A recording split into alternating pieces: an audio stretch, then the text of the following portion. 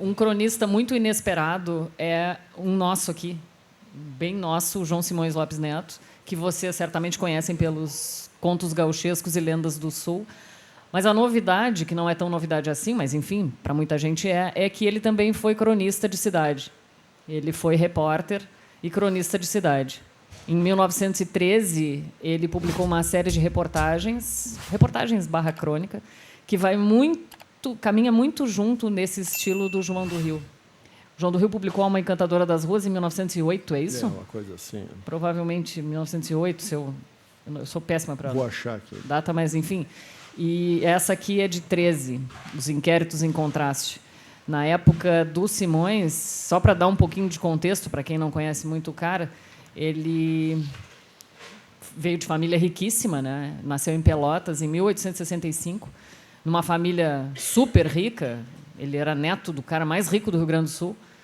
Só que o Visconde da Graça, o avô dele, tinha 22 filhos, dividiu a herança com essa filharada toda. Ele ficou com um bom quinhão, claro, mas era meio azarado, meio atrapalhado, acabou perdendo tudo em variadíssimos negócios, variadíssimas empreitadas.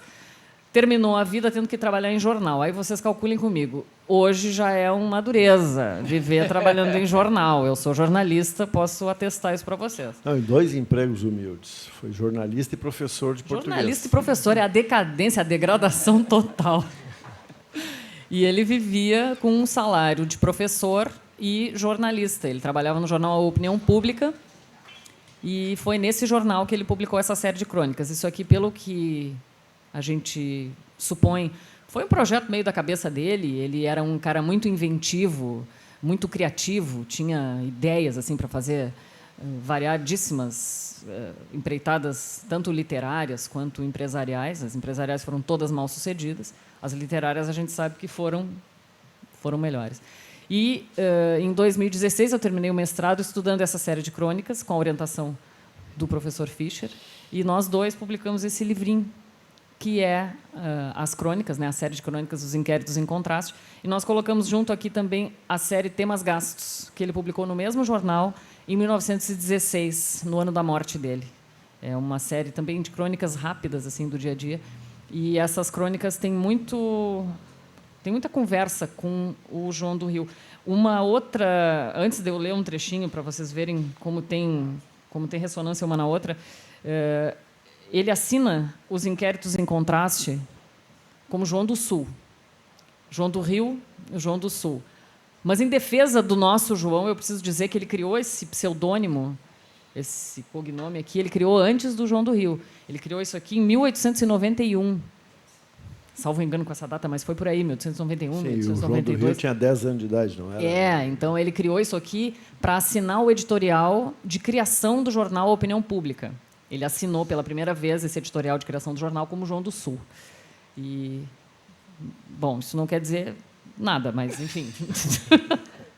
Mas fica registrado. Fica registrado, só para não dizer que ele imitou o João do Sul do Não, Rio, porque ele não e imitou. ao mesmo tempo, o João do Rio também, isso era um pseudônimo. O nome dele era Paulo Barreto. Era Paulo Barreto. Paulo Emílio, não sei o que, Barreto. Então, tem, na crônica de abertura, publicada no dia 10 de junho de 1913, ele diz uma coisa que conversa muito com o trecho que o professor leu, que a crônica se chama Inquéritos em Contraste, porque ele vai explicar o que ele vai fazer nessa série.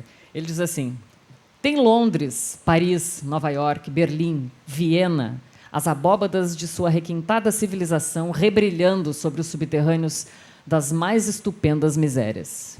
As glórias da ciência e das artes, as pompas régias e do mundanismo milionário, as fulgurações de todas as belezas, os requintes do luxo máximo terçam a la par com as fantásticas verdades que o crime multiforme impõe. O assassínio, o roubo, o sadismo, a fome, o proxenetismo, o álcool, a crendice alvar, o arrivismo pululam no pulmão das grandes urbes, fermentando a formidável tuberculose social que mina e contamina esses colossais formigueiros humanos e irradia para o mundo inteiro as suas seduções e os seus malefícios. Aí ele fala que o Rio de Janeiro, Lisboa, Buenos Aires e Roma exibem e escondem brilhos e mazelas semelhantes. Aí lá pelas tantas ele diz Pelotas, a cidade franciscana, Se há que invocar a égide do seu padroeiro, a princesa do sul, se atentarmos na doçura de um velho e amável engrossamento, Pelotas, a centenária. Se nos recordarmos da comemoração de há um ano, Pelotas tem também as suas abóbadas iluminadas sobre subterrâneos escuros. É um pelotense, né? O cara tá assim, ó, Londres, Nova York, Paris, Pelotas. Pelotas. Naturalmente. Não vai comparar com Rio Grande, Pedro Osório, Cacequi, Jaguarão, né? Esses chinelo de Rio Grande. Só para dar mais um contexto, o Simões Lopes Neto, todo mundo acha que ele sentou, né, lá na sua estância, diante do campo, na frente, sei lá, de um João Grande, de uma coxilha, e vomitou aqueles contos e tal, mas, na verdade, talvez não tenha sido bem assim, né? O cara morava na cidade, ele era um sujeito extremamente cosmopolita também. Ele visitava o Rio de Janeiro com frequência, ele morou no Rio de Janeiro na adolescência. Enfim, tudo isso para dizer que ele era um cara de cidade e ele tinha gosto por olhar para a cidade. Quando ele saiu para fazer essa série de crônicas, ele fez reportagem mesmo. Ele pegou um bloco, imagino eu, né, pegando do meu cacuete de jornalista, botou um bloco embaixo do braço, um lápis, uma caneta e foi anotar. E ele entrevistou essa figura muito simpática. Então, agora eu já não sei se eu leio aquele ou se eu leio um outro, porque eu queria ler um outro também. De repente, eu leio aquele e depois leio esse outro. Estou indecisa. Que é... eu ia ler um outro, eu ia ler uma crônica que ele faz uma ambiental. Quem é do ramo sabe o que é uma ambiental, né? Uma crônica para mostrar o ambiente. Que ele vai fazer uma reportagem na fila de espera da Santa Casa de Pelotas. Que é forte também, imagem. Mas eu vou ler essa aqui, que é engraçadinha primeiro, depois eu leio aquela. A crônica se chama Um Corte de Criada. Só para vocês saberem, Pelotas, nessa época, início do século XX, tinha muito cortiço, como tinha no Rio de Janeiro, em São Paulo. Era uma característica da cidade. Antes desses esforços sanitizantes da cidade, tinha esses casarões antigos. A cidade recebia muita gente desempregada do campo, né, ex-escravizados, gente pobre mesmo, gente ralada, que iam morar nos cortiços, para ficar perto das fábricas, né, do trabalho. Então, ele vai num desses cortiços e conhece uma dessas moradoras. A caminho dos subterrâneos, diz o narrador. Vamos aos cortiços, já que estão em foco as visitas domiciliárias. Há um grupo deles que tem nomes sugestivos e rebarbativos. Há o Beco do Sabão, o Curral das Éguas, o Corredor do Pimpão, os Sete Pecados et Reliquia. Quem é do interior sabe que tem essas coisas, esses nomes. Por feroz e bizarro que seja cada qual destes e de outros cognomes, nem por isso os moradores armam revanches contra quem os pronunciar, a não ser que o faça achincalhando as palavras para atingir as pessoas. Existe nos cortiços a mina da criadagem e um tesouro de psicologia. No dia deste inquérito aqui ele quer dizer no dia dessa reportagem, né? Em um deles abordamos uma rapariga tronchuda que gozava o sol encostada à ombreira do portão geral. Pedimos-lhe informações sobre uma Maria qualquer, cozinheira, já mulher madura, preta, que tem um filho nas obras do mercado. Não, senhor, Maria com filho grande, não há nenhuma aqui. Aí pergunta o repórter, você mora aqui há muito? Aí ela diz uma pérola, quem? Eu? 3 meses. É uma carestia desses quartos que uma pessoa não pode. Quanto paga de aluguel? Quem? Eu? Um roubo! 18 mil reais, já esteve por 7. E tens que pagar por semana quem não dá fiador. Ainda que mal pergunte, o senhor é da higiênica? Eu, por mim, cuido, veja. E mostrou o seu quartinholo ali perto. Uns 2 por 2 metros, paredes encardidas, recobertas de figuras de reclames, pintalgadas de moscas. Chão de tijolo esboroado. Uma cama de casal pintada a roxo terra. Roupas em pregos. Uma bacia rachada sobre uma caixa de querosene, dentro dessa uma chaleira. Um caco de espelho, um facão, um violão e um fogareiro de barro completam a mobília à vista. Escute, você é casada? Quem? Eu? Sou, sim, senhor, pelo cartório e pela igreja. E o meu rapaz também. Mas não se demos bem. E cada um se separou do seu casado, e então deu a sorte de nos juntarmos. Tirante de ser farrista, ele é bom rapaz. Está esperando um emprego na elétrica. A senhora é costureira, lavadeira, cozinheira? Quem? Eu? Não, senhor. Eu vivo em casa. Não gosto de mostrar as minhas faltas aos outros. E sempre que posso, vou às fitas só para moer as linguarudas. As fitas aqui é o cinema. Só para moer as linguarudas. As MIG. Mas como então se arranjam vocês para pagar o quarto, comer, vestir, ir às fitas? Quem? Eu? Ora, a gente sempre se arruma. O rapaz faz um biscate, eu boto 2 vinténs, 3, às vezes um tostão no bicho, na velha e na nova. Quando a gente acerta, dá um pulo. Alugar é que eu não me alugo. Já estou farta de aturar patroas, todas cheias de fidúcias e de etiquetas. O senhor está pensando, há muitas que apertam o bucho e mandam poucas peças para a lavadeira só para sobrar mais um bocado para irem ao cinema de chapéu chato e de vestido tremidinho. Tremidinho? Como tremidinho? Ora, o senhor até parece o homem dos cubos. O homem dos cubos é o que vai pegar o resultado do banheiro. Não tinha saneamento básico. Os cubos é o resultado do banheiro, ficava lá o cubo.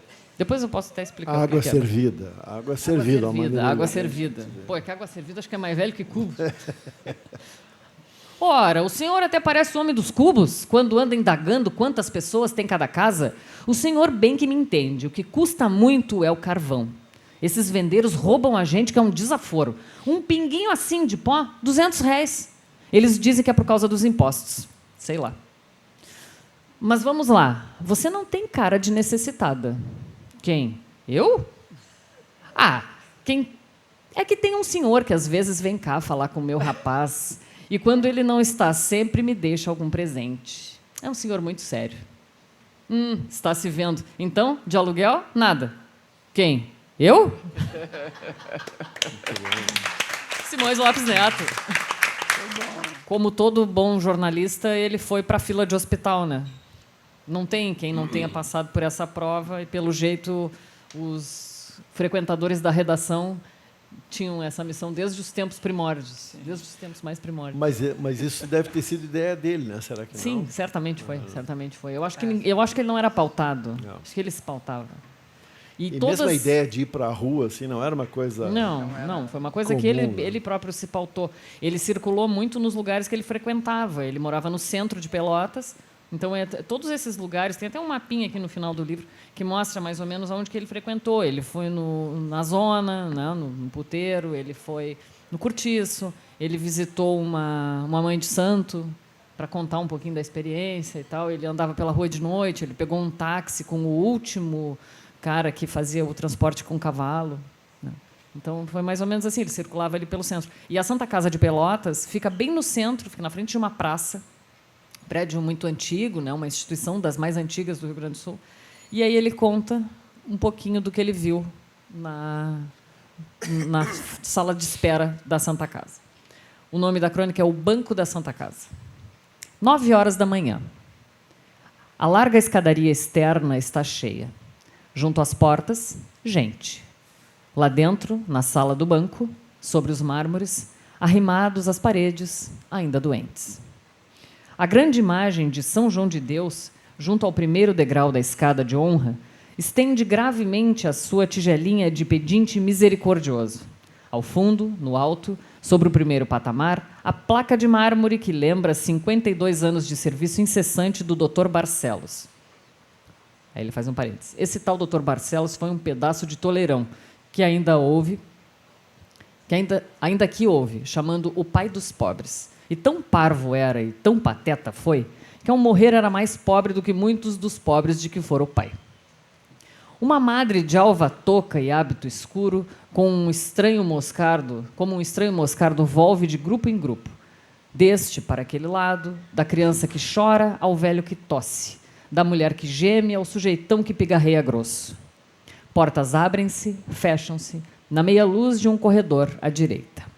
Vozes conhecidas de médicos soam a espaços, ora zangadas com os relaxados que descuidam das prescrições, ora animadas para os desenganados, carinhosas para os desanimados, por vezes brincalhonas para os pequenos. Cheiros de remédio voam no ar, um sussurro arfa. O ouvido atento escuta o sofrimento que fala pelos olhos e nas atitudes da gente.